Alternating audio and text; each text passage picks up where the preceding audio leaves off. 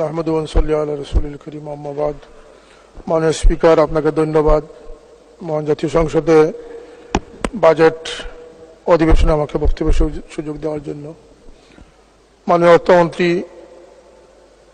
উপস্থাপিত এই বাজেট এত বড় সংখ্যার বাজেট, কোনোদিন অঙ্কে এত বড় সংখ্যা কষেছি বলেও মনে হচ্ছে না। তবু আমরা শুকরিয়া আদায় করি আল্লাহ পাকের যে বাংলাদেশ এগিয়ে যাচ্ছে, বাংলাদেশ স্বাবলম্বী এবং উন্নয়নশীল দেশ হিসাবে প্রতিষ্ঠিত হচ্ছে। মাননীয় প্রধানমন্ত্রী জননেত্রী শেখ হাসিনা তার উন্নয়ন পরিকল্পনা দিয়ে দেশকে স্বনির্ভর এবং পরমুখাপেক্ষিতা থেকে তিনি বাঁচানোর জন্য অনেক উদ্যোগ গ্রহণ করেছেন। তিনি ইতিমধ্যে প্রমাণ করেছেন যে পদ্মা সেতু, বঙ্গবন্ধু টানেল এবং বিমানবন্দরের তৃতীয় টানেল নির্মাণ সহ মেট্রো রেল সহ দৃশ্যমান অনেক উন্নয়নের মাধ্যমে বাংলাদেশ আমরা নিজেরা পারি, এটা তিনি প্রমাণ করেছেন। সেজন্য তার এই উন্নয়ন কর্মকাণ্ডের জন্য তাকে আন্তরিক ধন্যবাদ জানাচ্ছি। আমরা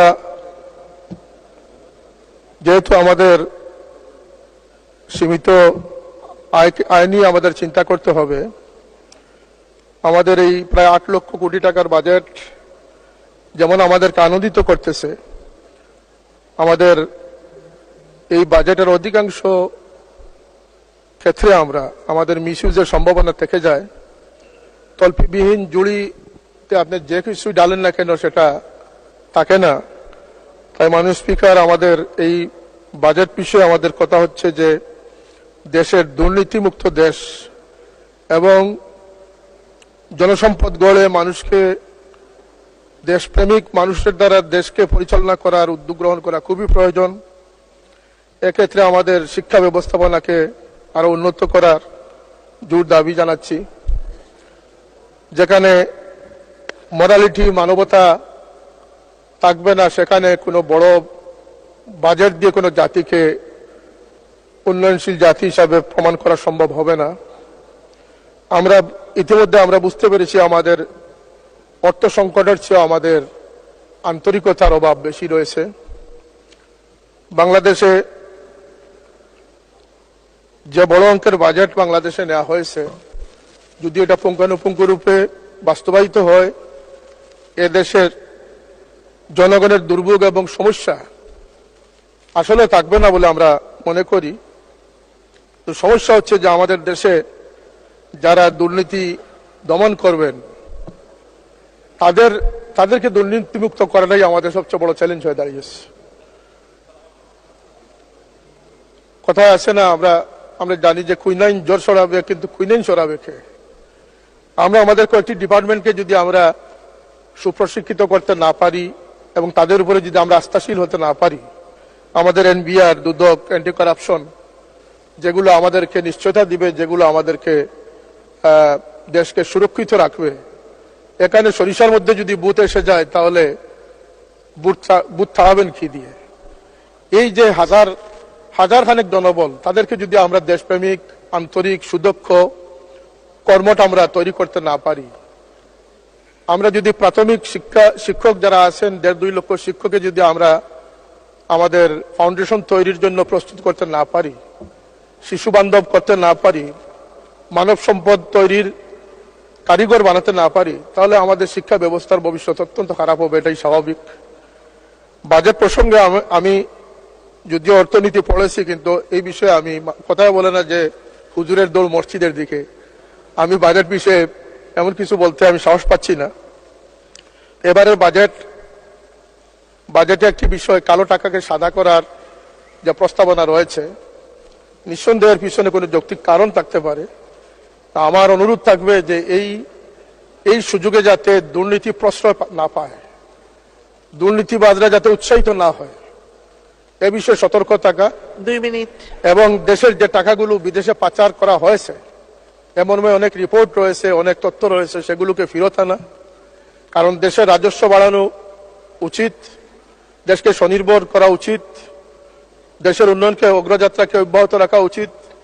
সেই লক্ষ্যে যারা পুকুর চুরি করে তাদেরকে বিচারের আওতায় এনে তাদেরকে শাস্তির আওতায় আনতে হবে। একদম প্রথম সংসদ সদস্য নির্বাচিত হলাম, ভাবলাম যে একটি ট্যাক্স মুক্ত গাড়ি পাবো। এখানে আমাদের উপরে ট্যাক্স আরোপ করে দেওয়া হচ্ছে। জীবনের প্রথম স্বপ্নটি কি বাস্তবায়ন হবে না? এটি মাননীয় সংসদ সদস্য যারা আছেন, আপনারা জানেন কত গাড়ি মিসইউজ হচ্ছে, পরিত্যক্ত অবস্থায় পড়ে আছে। সরকারের বিভিন্ন ডিপার্টমেন্ট এগুলো অব্যবস্থাপনায় রয়েছে। আর 300 জন সংসদ সদস্য একটি শুল্কমুক্ত গাড়ি পাবেন, তাও আবার 25% ট্যাক্স দিতে হবে। এটি আমাদের কাম্য নয় মাননীয় স্পিকার। আমরা আমাদের এখানে মাননীয় স্বাস্থ্যমন্ত্রী উপস্থিত আছেন, তার যোগ্য নেতৃত্বে স্বাস্থ্যসেবার উন্নতি হবে, আমরা প্রত্যাশা রাখি। তিনি ইতিমধ্যে অনেক হাসপাতাল পরিদর্শন করেছেন, তার পরিদর্শনের ফলে অনেক দুর্নীতি বা অনেক অনিয়ম চলে যাবে, এটা আমরা বিশ্বাস করি। কিন্তু একটি বিষয় আমি আপনার মাধ্যমে তার নলেজে দিতে চাই, আমাদের দেশে মাদকাসক্ত যারা ড্রাগ এডিক্টেড হয় তাদের জন্য নিরাময়ের কিছু কেন্দ্র স্থাপিত হয়েছে। আমার কাছে কিছু তথ্য এমন এসেছে, আমি বিগত বছরখানেক থেকে যা উপলব্ধি করেছি, এখানে এই অজুহাতে, সামান্য অজুহাতে অনেক সময় অনেক সুস্থ মানুষকে নিয়ে নির্যাতন করা হয়। এমনকি তারা আত্মহত্যার পথ বেছে নেওয়ার ঘটনা আমাদের কাছে রয়েছে, আমাদের সামনে রয়েছে। মাননীয় সদস্য, আর 1 মিনিট। আর একটু সময় দেন মাননীয় স্পিকার। আপনি হুজুরদের পক্ষ থেকে একজনই মাত্র, বুঝুন 2 মিনিট। আমাকে আর 5 মিনিট সময় দেন প্লিজ, আমার কিছু কথা রয়েছে। আচ্ছা, বুঝুন। Thank you. আমরা এই বিষয়টা এবং পাবনা মানসিক হাসপাতাল মানবিক কারণে, এবং আমাদের দেশে মাননীয় স্বরাষ্ট্রমন্ত্রী এখানে নেই, জেলের ভিতরে যারা কয়েদি রয়েছে, বন্দী রয়েছে, তাদের প্রতি মানবিক দৃষ্টিভঙ্গি নিয়ে তাদের সুবিধা অসুবিধাগুলো দেখা একান্ত উচিত বলে আমি মনে করি। আমাদের শিক্ষা ব্যবস্থায় আমূল পরিবর্তন আনা উচিত। আমাদের সিলেবাস কমিটিতে যারা যোগ্য তাদেরকে দিয়ে সিলেবাস প্রণয়ন কমিটি তৈরি করা। এক্ষেত্রে আপনারা আশ্চর্য হবেন যে মাদ্রাসা শিক্ষা বোর্ড একটি বৃহৎ শিক্ষা বোর্ড, যেখানে আলিম তৈরি হচ্ছে, এবং যে আলিমরা আজকে সকলেরই বাবা মা আত্মীয় স্বজনের জানাজায় ইমামতি করতেছে, দোয়া মোনাজাত করতেছে, কিন্তু সেই সিলেবাস প্রণয়নে যোগ্য আলিমদের অনুপস্থিতির কারণে মাদ্রাসার ক্লাসে তবদুল তবলা বাজানোর মতো বই ম্যান্ডেটরি করে দেওয়া হয়েছে। এটি দুঃখজনক মাননীয় স্পিকার। আল্লাহ নবী সাল্লাল্লাহু আলাইহি ওয়াসাল্লাম বলেছেন যে আউয়ালু মা তাগান্নাসা ইবলিস, এই বাদ্যযন্ত্র হচ্ছে ইবলিস থেকে প্রতিষ্ঠিত। এখানে মাদ্রাসার স্বাতন্ত্র্য রক্ষা করা উচিত। আমি বলবো স্কুল কলেজ ইউনিভার্সিটির সিলেবাসেও যারা দেশপ্রেমিক এবং যারা শিক্ষাবিদ তাদের অংশগ্রহণে সিলেবাস তৈরি করা সময়ের দাবি। আমরা এ বিষয়ে জোর দাবি জানাচ্ছি যাতে এই অপ্রয়োজনীয় বইগুলো সিলেবাস থেকে সরিয়ে মানুষ গড়া যায়, মানুষ তৈরি করা যায়, দেশের সম্পদ মানব সম্পদ তৈরি করা যায়, সে ধরনের পাঠ্যপুস্তক প্রণয়ন করার প্রতি আমি জোর দাবি জানাচ্ছি। আমি আমার এলাকার 2-1টি দাবি এবং বৃহত্তর সিলেটের 2-1টি দাবি উপস্থাপন করতে চাই মাননীয় স্পিকার। একটি হচ্ছে যে আপনারা জানেন আকস্মিক বন্যায় গত 2022 সাল এবং আজকে 2024 সাল 360 আউলিয়ার স্মৃতিধন্য এই সিলেট তলিয়ে গেছে। শহরের অধিকাংশ স্থানে এমন কোনো বাসা নেই যেখানে কোমর পানি না হয়েছে।